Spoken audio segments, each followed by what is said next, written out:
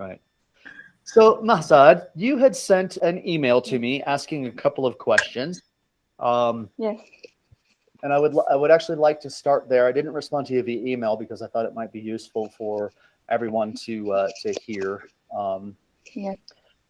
the first question that you had asked is along the lines of the exercise that I gave last time, as far as Mm-hmm. projecting that content from oneself, and then sending it out and letting it come back with something. Who's tried it? Who's tried it? Yeah, good. Not yet. Okay, I tried it. fine. Yeah. Any observations on the results of it? Not really.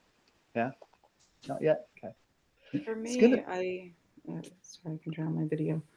Um, I I sent my astral body um uh, to India, to a center there, and Yeah, with a group that I follow, and I went to check my email immediately afterwards, and they had a program that I've been wanting to take, and they had just opened it up.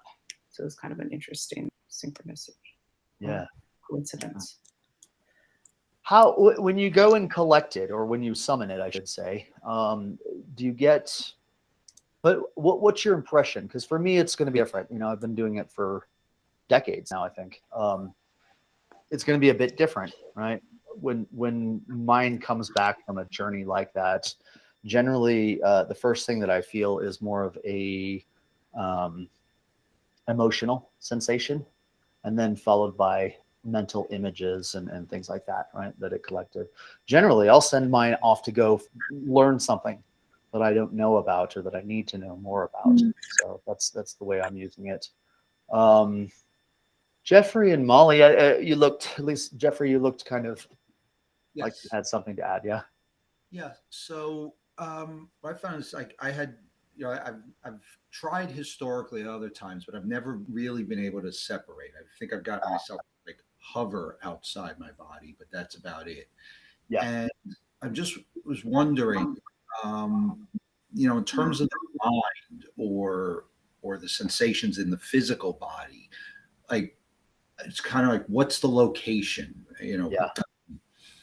Yeah. Full on traveling with that kind of awareness requires a bit more than this. Um, this particular type of training will make that a lot easier though in the future, because you're getting used to the idea of having a part of you not in you.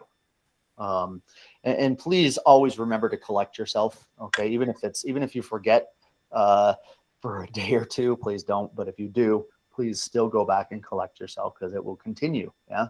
To go do that.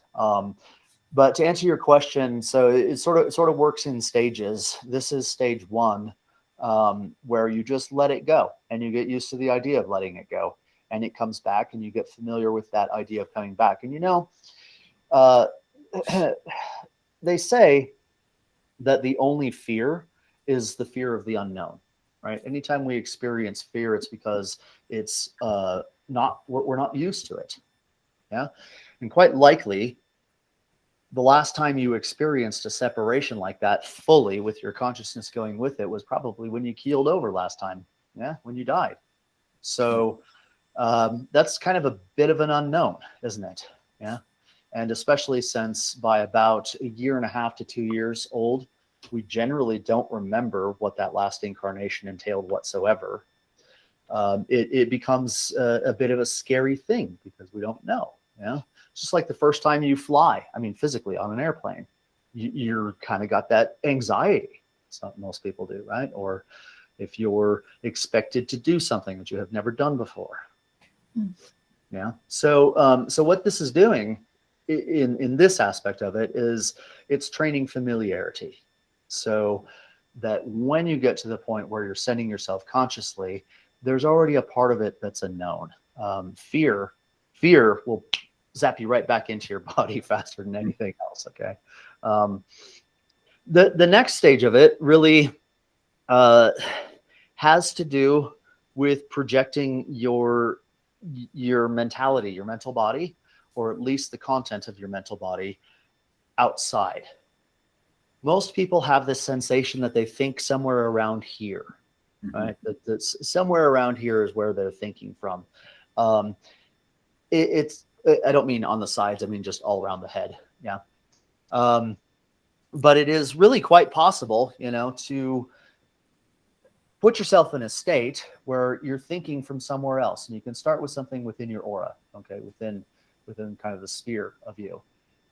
And just try to get a perception of what it's like to think over there. I'm talking about the candle in this case, yeah. What it's like to think over there as opposed to here, because it's just a concept. You don't actually think in your head. It's just where it kind of hangs, yeah, in you. So that's that part of it, and then start getting it further and further away. I'll tell you something really interesting you can do if you have an object that you continue to do this with.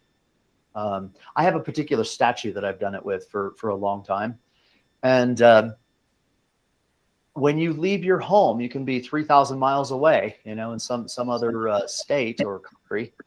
And you can think from there and have perceptions from that location. You can actually literally see what's going on in your house and feel what's going on in your house. So that's not as advanced as it sounds, but it's a precursor to being able to do that. And then, the procedure, generally you're going to want to lay down in the initial stages of doing this. But, you lay down in bed, you project that thing out in front of you like you're used to. Yeah. Silverish gray. It's facing you, takes on your form. You kind of form that cloud. And then you think from there. Okay, you use that same skill, that same technique to think from there, and then you start moving it further away and bring it back, and move it further away and bring it back, and see if you can maintain thought in a moving vehicle. Now, generally, what's going to happen is if you try to do that and you lose focus or concentration, you will go to sleep. All right, and your mental body, or at least the content of your mental body, will come back to your body, to your physical body, and patiently wait for the astral form to come back. And so now your astral form is out there just having feelings. It's seeing everything emotionally. When you get into the first lesson in the atrium degree, you'll understand a lot more of this, but everything comes first emotionally. Yeah, and then mentally. So when that form comes back to you, it tries to communicate from an emotional standpoint to something that is not emotional, to something that's intellectual. And this is where things get you either forget, or things get confused or blurred, or you end up with some symbology that you don't really understand. Yeah, these super vivid dreams. Sometimes this happens accidentally at night anyway. So these super vivid dreams that have all of this symbolism attached to it, and you have this kind of feeling that it means something, is because of that separation. The emotional form trying to communicate with the mental form what it was out doing and experiencing. So anyway, it's a bit of a 2-3 stage process. And so, Masa, to answer your question, which was along the lines of, can you lay down at night and do this? Because you feel that it's easier to receive those types of things when you dream. There's the answer, at least a hint, okay, along those lines.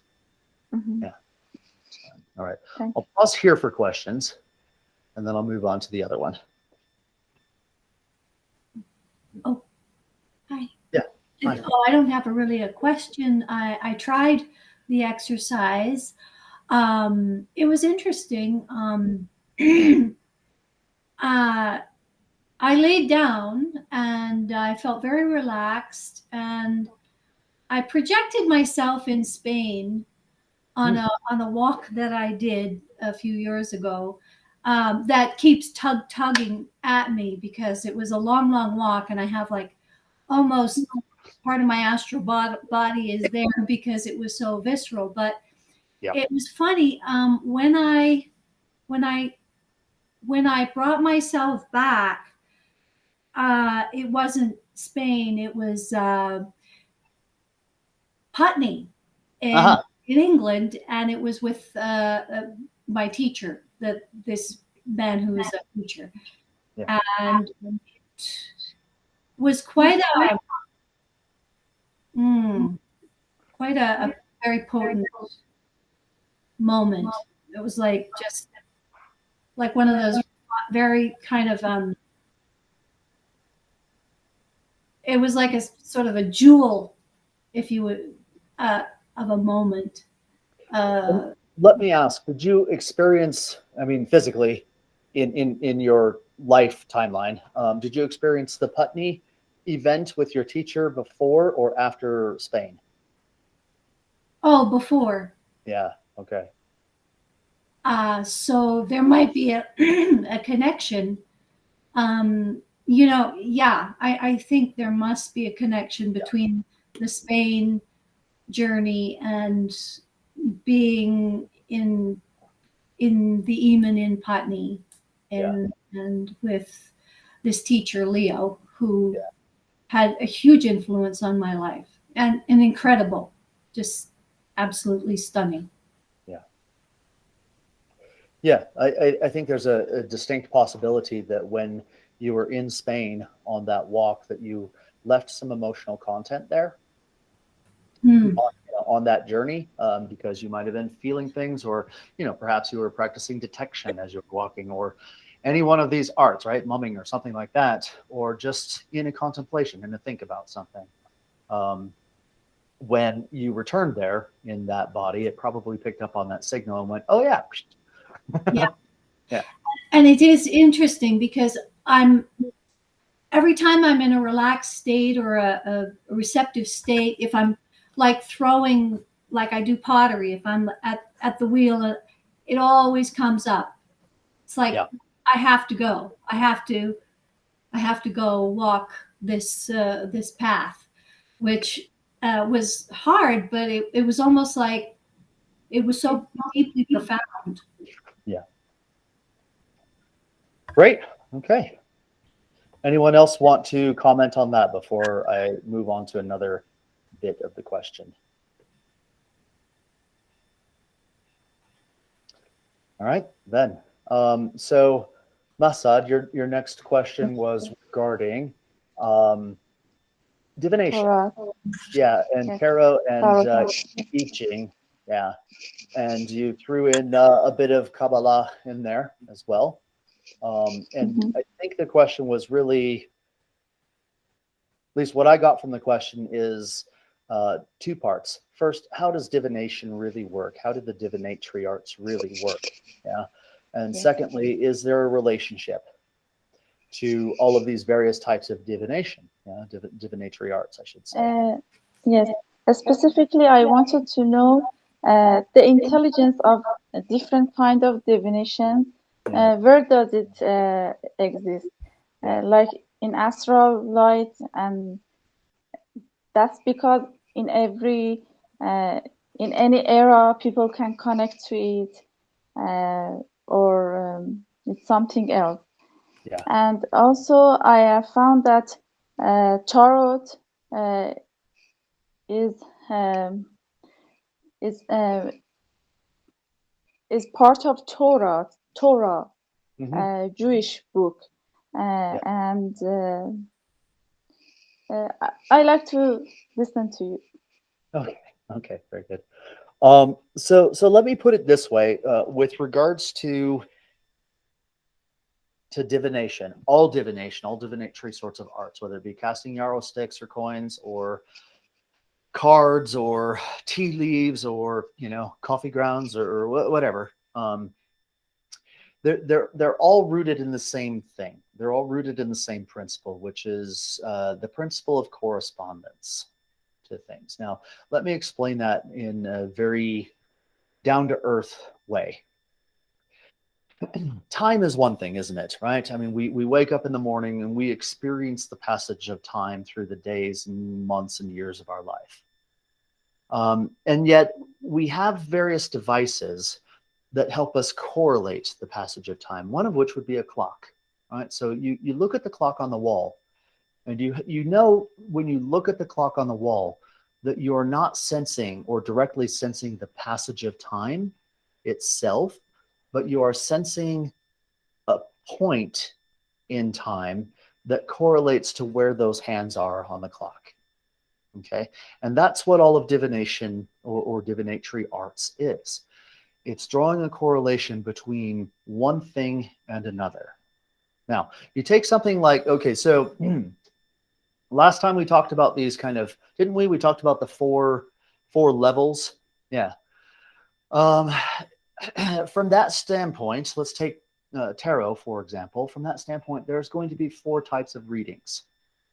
There's going to be the just mundane physical reading, which is generally what you get out in the culture. You get someone, you know, just slapping cards down and kind of telling you what they happen to say. Yeah. And then generally a person will interpret that in themselves to mean one thing or another, sorts of things. Now, the next level of that is very much to do with the astral worlds themselves.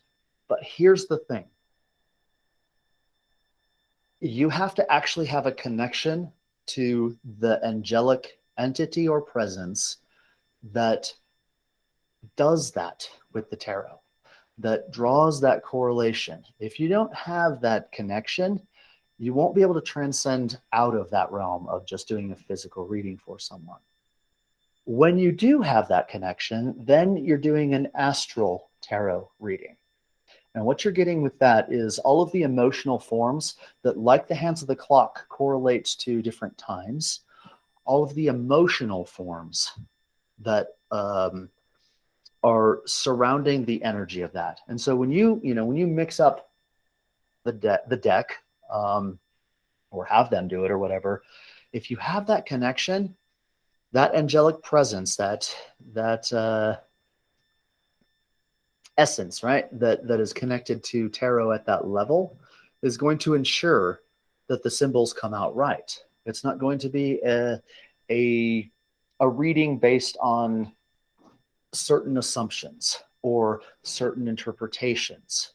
The cards will fall in that way because they have to for that connection to work. And this is when either the person that you're doing the reading for knows when to stop, whether they're aware of the presence that attends you or not. They'll know when to stop because it will be an overwhelming feeling of don't go further. Yeah. And then they hand it back to you and you can do the reading, or you'll also know that. And if you become more and more sensitive to it, you don't really need the cards at a certain point in time. You can just call on that influence and give a tarot reading. Okay, so I'm talking about levels, and then I'll go back to just divination in general, but I want to give you a sense of what this is actually about. Further up the bar, then you have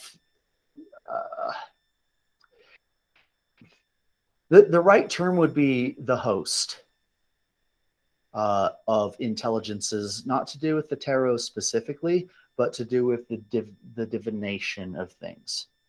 What I mean by the host is, well, it's kind of like the gem rod, right? You have certain gems, you have certain individual gemstones, topaz and ruby and whatnot, that all correspond to certain frequencies. But a gem rod itself is a host. It is all of those put together. Okay, and there is a gem rod of divination, if you will, or there is a host of divination out there. And it has more to do with the mental realms of things, but not probably the way you think of mentality. At that realm, so at the realm below it, right? Well, let's actually start at the physical. At the physical, everything is physical. It's a hunk of something. Okay. In the astral, everything that exists physically has an astral counterpart. I just wrote something. I'm going to give it away, aren't I? About the spiders. Yeah, I probably should. Okay. It's coming up for all of you anyway. So it's funny. I think you're keyed into what I've been writing about anyway. So why do you suppose, let me ask it a different way. Why do angels have wings? Have you ever stopped to consider? I'm going to get a great lesson here. Who wants to hazard a guess? Not you. Who wants to hazard a guess as to why angels have wings?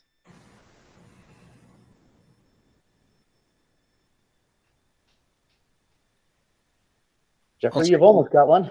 Yep, I'm going to say steering. Steering, right? Mhm. Because without them, they would just crash into walls. No, but no, but okay. It's showing up for me as more like sensory locating, right? So, because I recognize it's not like point A to point B on a map in our physical world, but I'm wondering if it. Yeah, I guess you just kind of more like sensing, right? Rather than, going.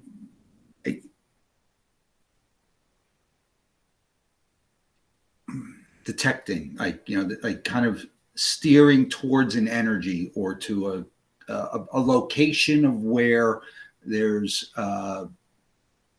where an essence, or where I think the host might be a host of intelligence might be located.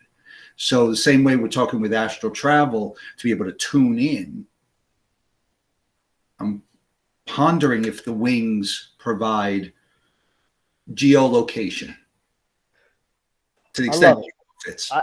I love it, but now I'm going to help go deeper, okay? By what you said just now, some angel somewhere just developed a set of antenna, Okay. like a bug, okay? Mhm. Some angel somewhere just got antennas. Now, the reason why, I want to take you back to prehistoric times, okay? There was a time when there was this planet had a lot more conductivity than it does today. Things were seeping in the astrolight, of the planet, and there was a point in time when having dealings with these things that we call angels was somewhat commonplace. Now, when you deal with an entity like that, and by the way, the larger they are, the less powerful they are. It's opposite what you would think. Yeah, you can have an angel this big, and it's extremely powerful. The 40-foot ones are not as much. But in any event, so we had dealings with them. And one of the observations that we made about that class of entities that we ended up calling angels is that they can move rapidly through space to any point on the planet, right? They can be standing in Galilee and then all of a sudden they're over, somewhere else on the Mediterranean very quickly. Now, here's the thing. What else can do that? You see, from a physical standpoint, human experience says that if something can fly, at least primitive human experience, if something can fly, it must have wings, right? And so you're catching it. I see it. So the truth is that we gave them wings. And here's the way that it works. An angel is one thing, okay? It is an entity in and of itself. Without human interaction, it would have a certain presence. It would have a certain astral form. It would have a certain mental form, okay? However, because of our perception of it, and because we are also vehicles that pump stuff into the astral light by our own processes and pump things into the higher realm, the mental realm, then because we could perceive this and we already had this kind of tuning fork for things that fly must have wings, we gave angels their wings. And because of that, because we have the thought, right, and it goes up to there's level 1 here, there's level 2 here. That's the mental arena. Yeah. Level 3 is the astral, and level 4 is the physical. So our thought went, oh, it flies. It must have wings. Okay. And it put that into the region of mental. Now, an angel exists here in a different form. But what then happened was this trickle-down effect, so that in the astral realm, that actually took on a coat of force. You see, that thought became a force, and it was resonating with the angel. So the angel doesn't need wings. It just does what it does. But all angels now have wings because of us. Okay? Now, spiders. People are irrational. Most people, a lot of people, are irrationally, deathly afraid of spiders, aren't they? They, uh, very few spiders pose any kind of risk to human life, but there are a few, and there are definitely quite a few in the regions where we evolved primitively. Okay, there are some that are extremely lethal, yeah, but most common house spiders, nothing. We have this irrational response to spiders because, again, during primitive times, not all spiders were dangerous, but enough of them were to where humans developed a fear of spiders and they saw them as monsters, saw them as something to be deathly afraid of because some of them would cause death or extreme pain. Do you understand?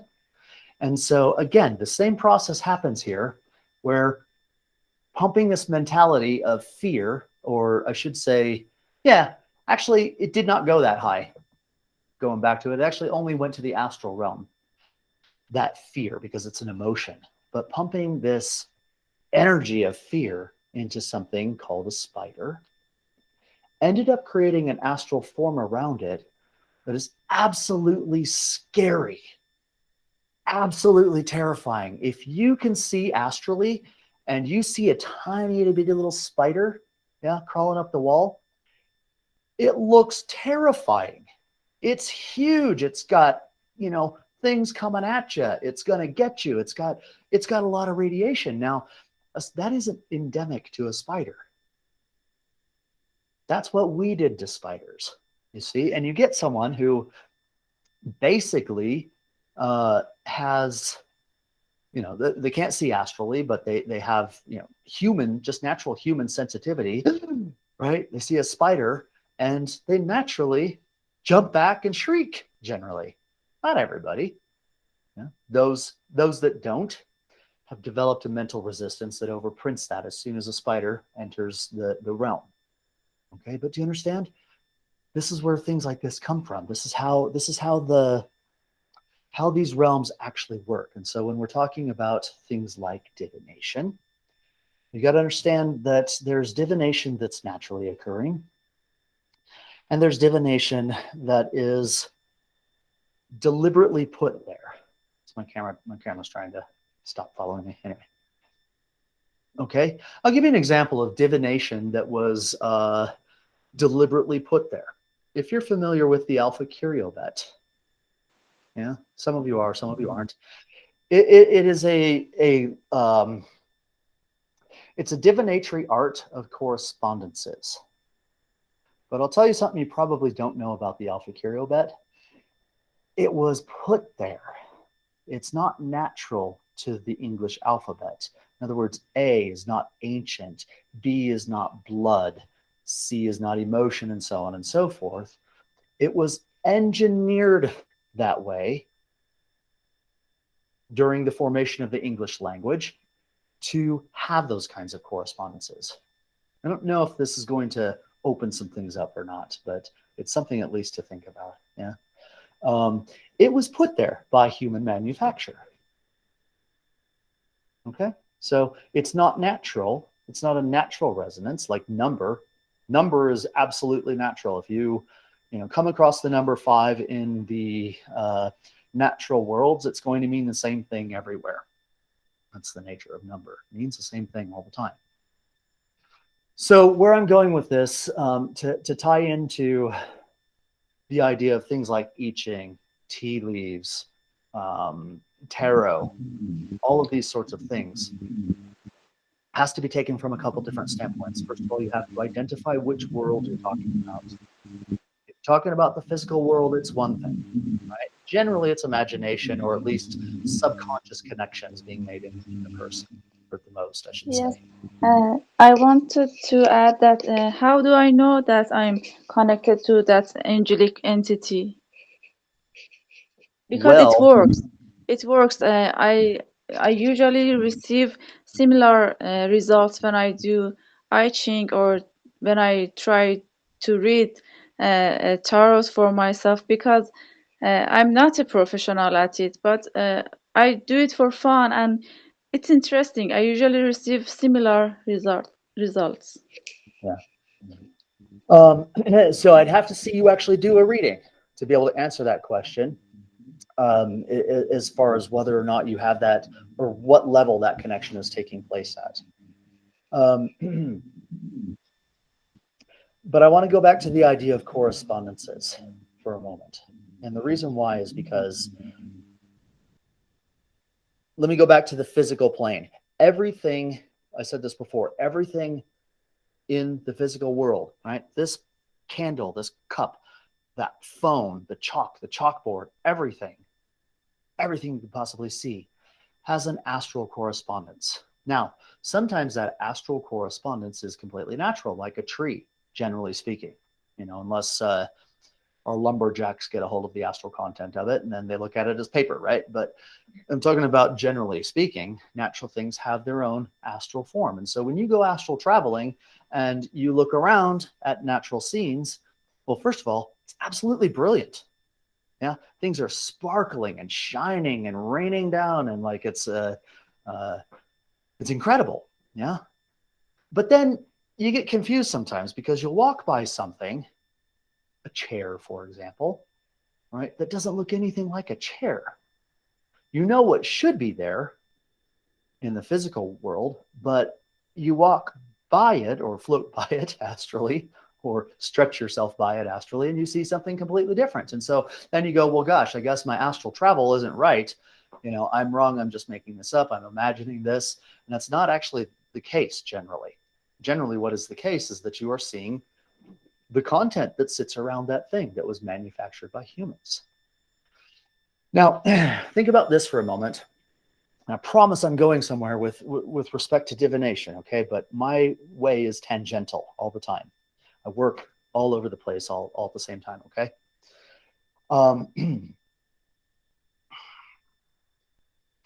Think for a moment about the spider story or the angel story. And then just begin to imagine what has been put into the astral light emotionally with money, for example, okay?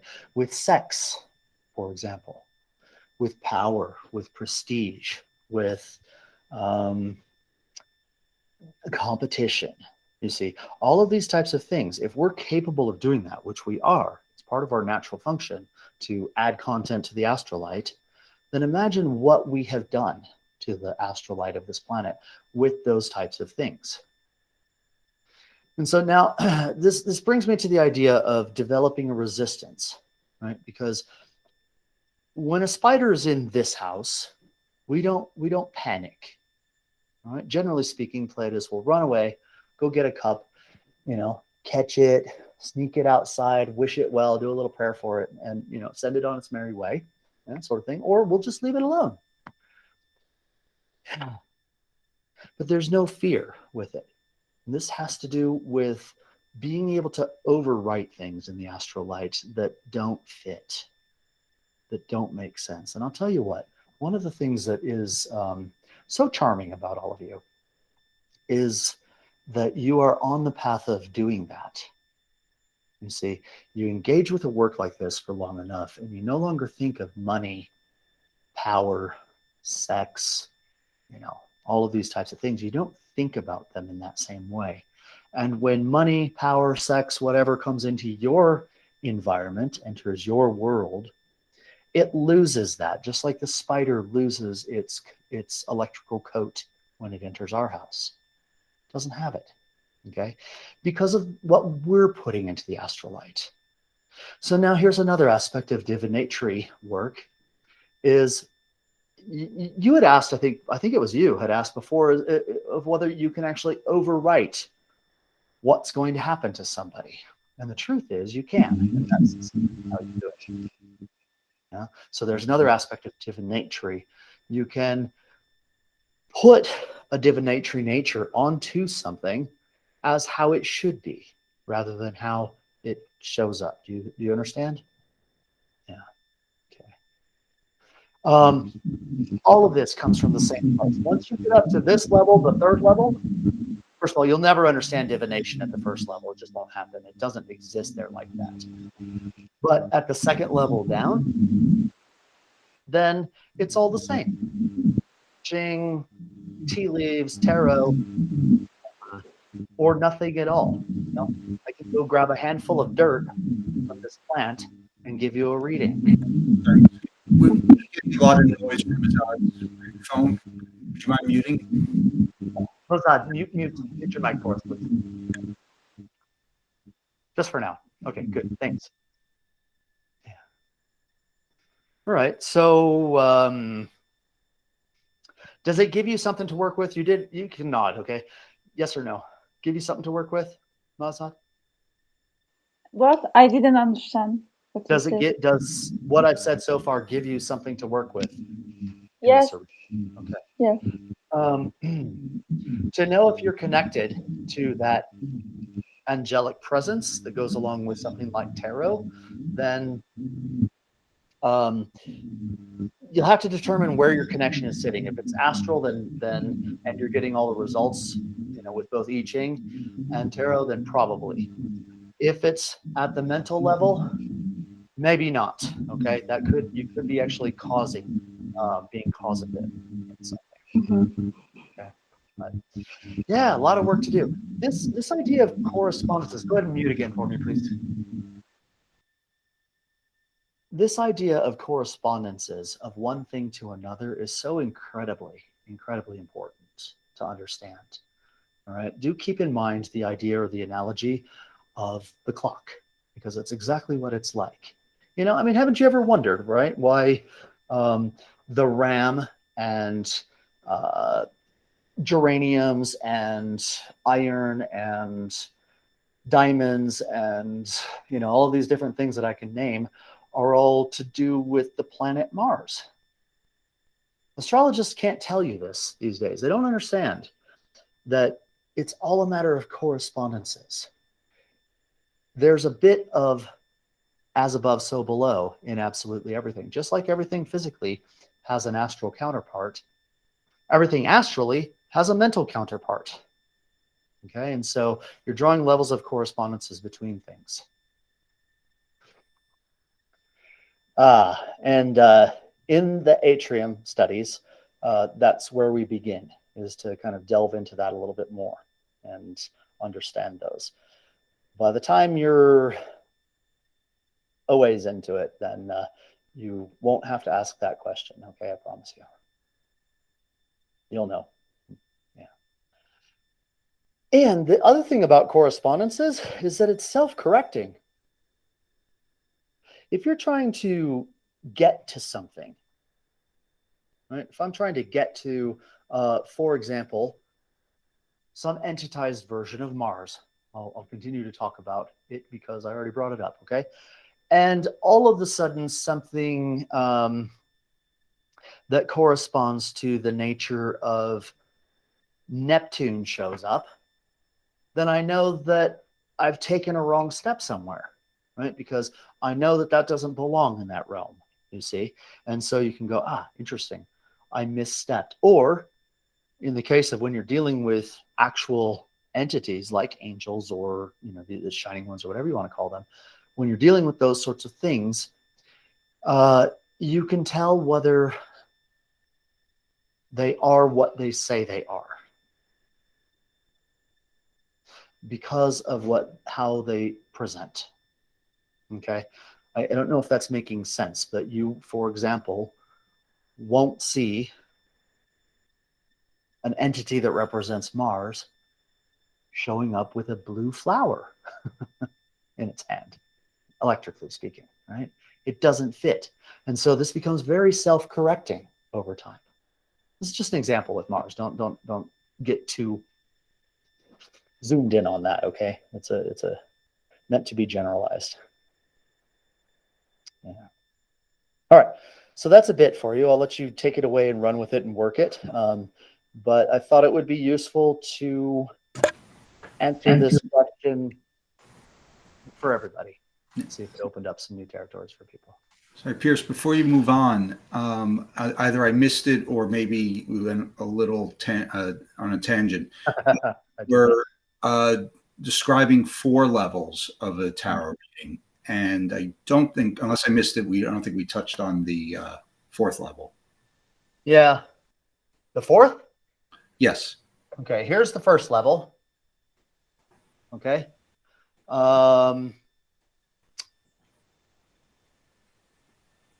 2nd looks a bit like this. It's actually hard to draw because it's not, when you start trying to draw symbols to something that is a thought or mental, it's difficult. All right. The 3rd one looks like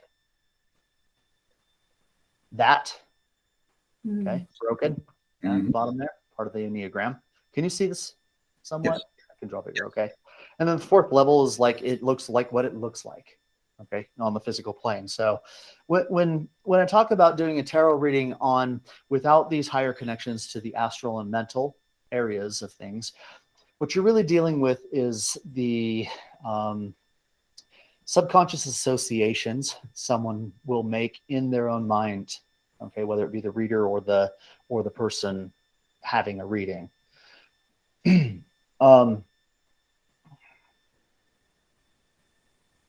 What I mean by that is, you get card 13 pop up, and if you are doing a reading based on a physical, here's something very curious, okay? If you're doing a reading based in the physical, just like the spider, people will go, death, right? Card 13, oh no, I'm doomed. Yeah.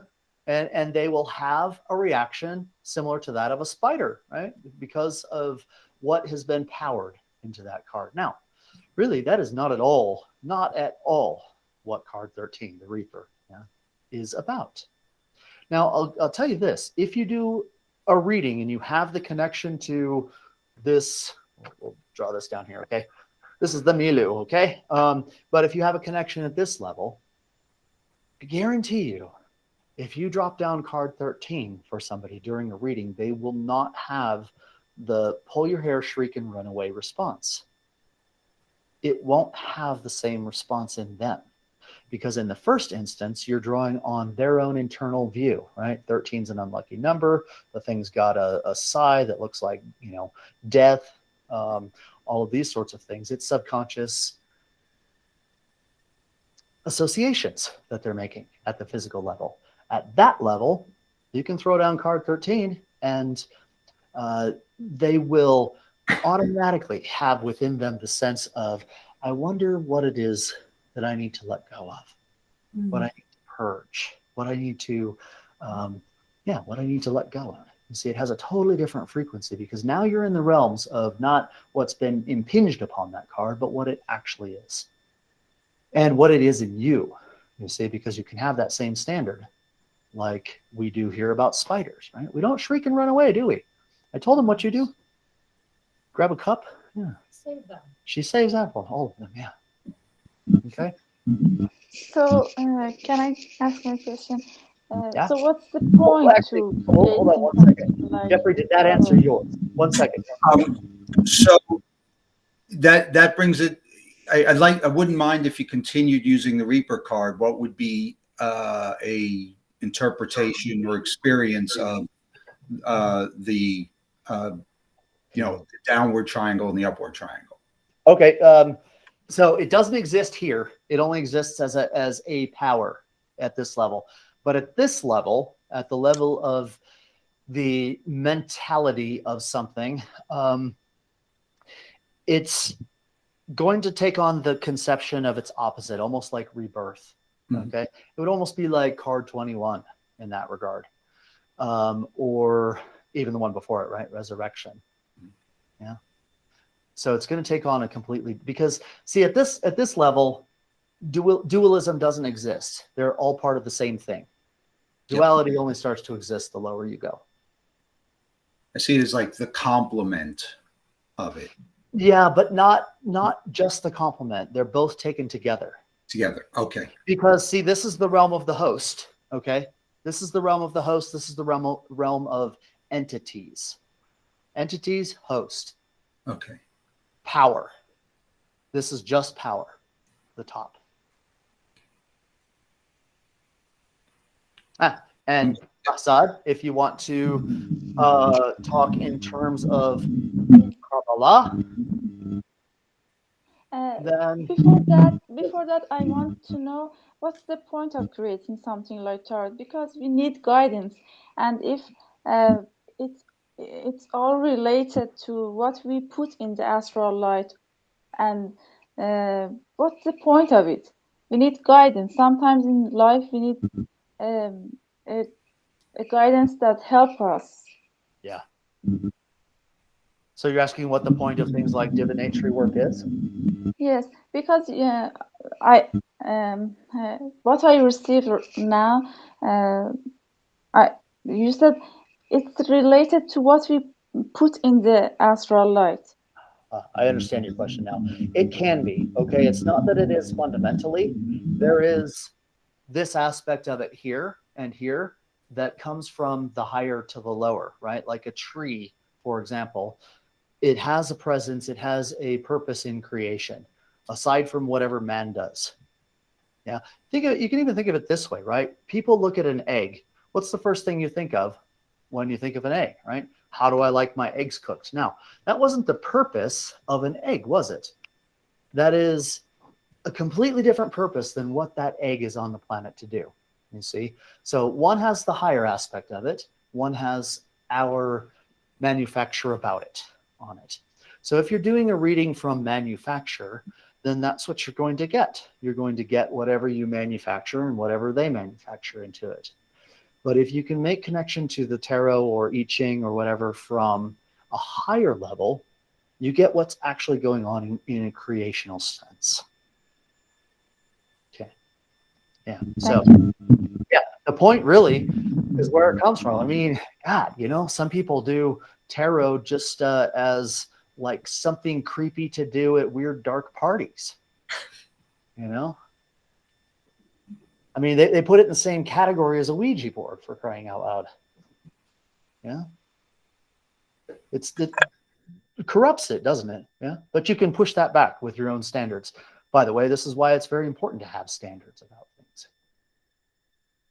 That's the antidote to wrong manufacture. Yeah. Okay, so where do we stand?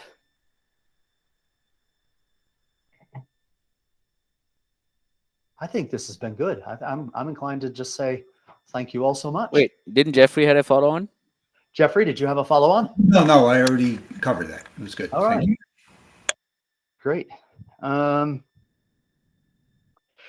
So next week I'll actually be traveling during this time, so you'll see a cancellation come in for this meeting, and then I'll continue to garner some feedback regarding when we do the actual members only meeting versus just site members meetings. And so look for probably a cancellation of this entire series, but don't panic. It doesn't mean that we're not meeting anymore. Okay. All right. Just need to stop one and start another. Okay. Mm-hmm. But in any event, I can't have this meeting next week because I'll be in the air during this time. So, and if anyone's in Austin, then let me know. I don't think anyone's in Austin. All right. Thank you all so much. Please stay in contact, especially since we won't be having a meeting this week. Feel free to reach out via email, or if you want to set up a one-on-one, happy to do so as well. Okay.